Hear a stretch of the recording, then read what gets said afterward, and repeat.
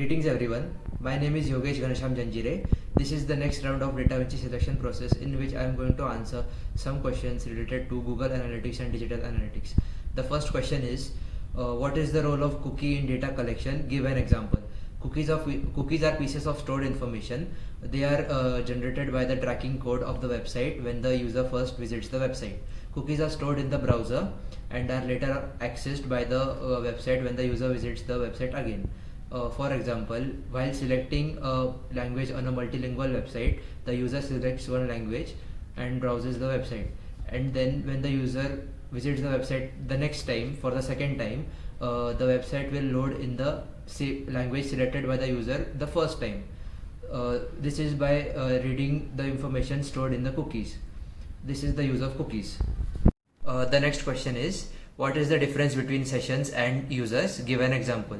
Sessions are usually described as the interactions performed on a website when a person visits a website, and the person that performs these interactions, such as page views or other events, are known as the users. As soon as the user visits a website, his session on the website begins.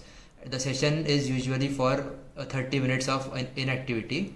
For example, when a person visits a e-commerce website and browses for products, the person here is the user, and as soon as he visits the website, his session begins and until he closes the website.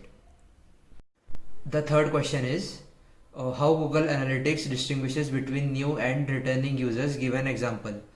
When the first time a user visits a website, the Google Analytics will generate a unique ID which is randomly developed, and it will be assigned to the visiting user. This is known as client ID. When Google Analytics detects this client ID for the first time, it will count it as a new user. When this client ID is detected by Google Analytics in a different session, then it will count this user as a returning user. It is as long as the returning user does not delete his browser cookies. When the user deletes his browser cookies and visits the website again, then he will again be assigned a new randomly generated client ID. For example, when a user visits a website and browses for something and closes the website and does not delete his browser cookies, first time he will be given a client ID, and when he returns in another session without deleting his browser cookies, he will be counted as a returning user. But if he deletes his browser cookies and then visits the website, he will be again given a new client ID, and he will be counted as a new user again.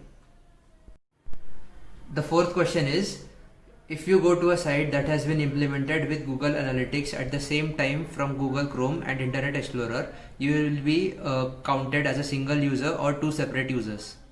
You will be counted as two separate users. This is because a random unique client ID is generated for different devices or browsers. So when you visit the website with two different browsers at the same time, you will be counted as two separate users. This client ID is not shared between browsers or devices, so you will be counted as two separate users.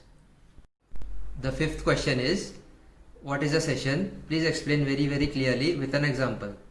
A session is a group of interactions performed by the user on a website within a given time frame. As soon as a user visits a website, his session begins. During this session, a user can perform various interactions such as page views, filling out forms, browsing for products on a website.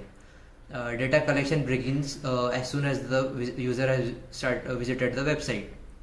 A session usually lasts for 30 minutes of inactivity, and it can also last till midnight or till a campaign change.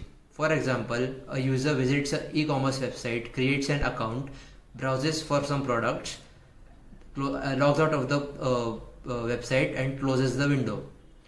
Then after 2 hours, this will be counted as one session. Then after 2 hours, he visits the website again, browses for some products, buys the product. This is counted as second session. So In this case, there is one user and he has two sessions with the website. So I hope my answers were up to the point, and I'm grateful for giving me this opportunity. Thank you.